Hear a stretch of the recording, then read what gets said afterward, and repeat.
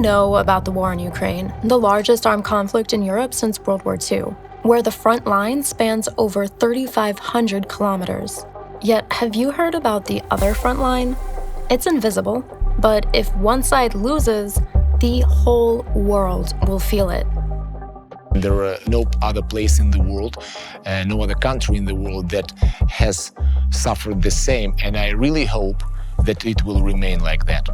This war started in 2014, with Russia's invasion of Crimea and the east of Ukraine. And with each passing year, it has grown increasingly larger in scale. They tried to attack different resources, state and private resources. So starting from what they call decision-making centers, our armed forces, our ministries, our power grid, and finishing with pharmacy shops and toy stores even, in order to create this panic. Russians conducted their first successful hacker attack in Ukraine as early as 2015. They targeted Prikarpatia Oblenergo energy company, leaving 250,000 Ukrainians without electricity. As they prepared for a full-scale invasion in real life, Russians also bolstered their capabilities in cyberspace.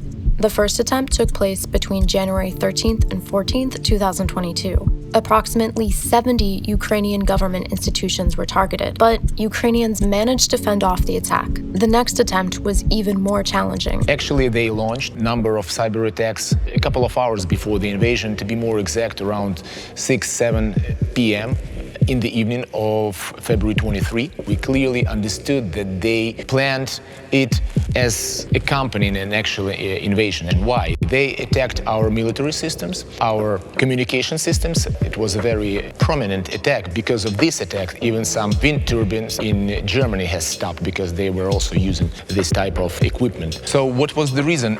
Is that our military, they used Viasat for their communication. So they wanted to leave our militaries without communication. However, the enemy has failed again.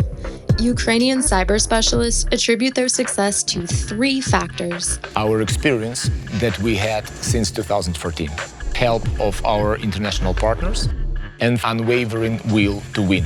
We act as a shield in cyberspace of the whole democratic world because we are the one who first see this weapon Russia is actually using. It is all tested here, and Ukraine has become a testing ground of this cyber weapon. We have this information, and then afterwards we share it with our partners, and they can be much better prepared because they already know what is actually being used.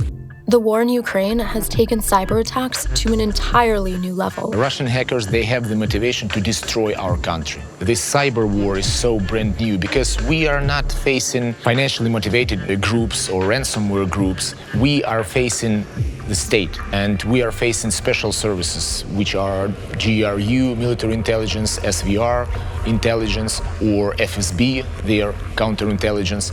Hacking groups that work within special services, they are financed, they have laboratories, they have research institutes that help them to produce and to develop specific malware, different wipers, etc., that will later be used in Ukraine. The research by Google's threat analysis group has also shown that Ukraine is targeted by several Russian hacker groups with ties to intelligence agencies. In addition to Ukraine, their targets include NATO countries, the Republic of Georgia, South Korea, and the Turkish drone manufacturer Bayraktar. In essence, hackers in Russia have transformed into soldiers, whose mission is to destroy. There are virtually no systems in Ukraine, no ministries that they haven't tried to attack. Now they are creating national cyber offensive system. What does it mean? So it's not just starts from special services. We have the information that in some military educational establishments, they have specific cyber offensive subject. So they want to scale it up, the massiveness of the attacks and the people that are able to conduct attacks, and in the long run, it can have a very dangerous aftermath, not only for Ukraine, but also for our partners, because right now we understand that all their resources are focused on Ukraine, and most of the attacks that they conduct against our partners, these are low-profile DDoS attacks. And why is that? Because they just don't have enough power and don't have enough people to do this type of job. And after some period of time, having more people prepared that clearly know how to attack state resources, how to attack power grid, how to attack gas and water supply companies, they will all be later working for special services, and they can produce more harm, not only for Ukraine, but for the whole world. Ukraine has already experienced the scale of such cyber attacks and their potential consequences firsthand. They tried to penetrate one of our telecom operators, and you know that there are only 3 of them. And luckily, we stopped this attack on the initial stage. But if they had a little more time, they could indeed, first of all, get to personal data, get to our SMS and phone calls, and they could literally destroy the infrastructure of the telecom operator. And once one of our telecom operator would be destroyed, the other 2 would be overloaded. So they wouldn't be able to cope with all the calls and SMS, so they will be also out, and we would be without communication for some period of time. And that can also be very, very dangerous, and you understand how it can affect different areas of life. Russians combine cyber threats with physical attacks. For instance, on March 1st, 2022, when it became clear that the Blitzkrieg had failed, they launched missile strikes on the country's main television tower in Kyiv to disrupt broadcasting. Another extremely powerful attack targeted the Ukrainian tactical control system Kropiva, which is actively used on the front lines. They developed 7 malware specifically to attack this military situational awareness system and what it could lead to. So they could get the access to all the devices connected to Kropiva, so tablets, phones.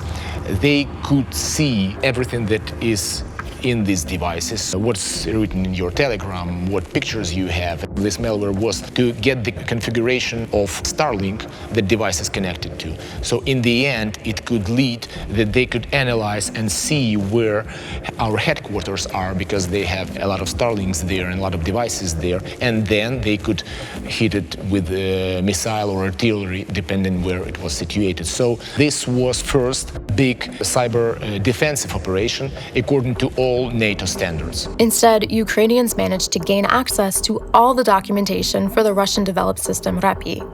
In the end, the Ukrainians can no longer implement the REPI, Ukrainian hackers quipped.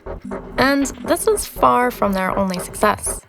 How did Ukrainians destroy the Russian equivalent of YouTube? Why do they compare that to Stuxnet, the first known destructive cyber attack in the world? Stuxnet was unprecedented in complexity and consequences for Iran. Even now, there are debates about which of the world's best special services is accountable for it. Check out the new video next week.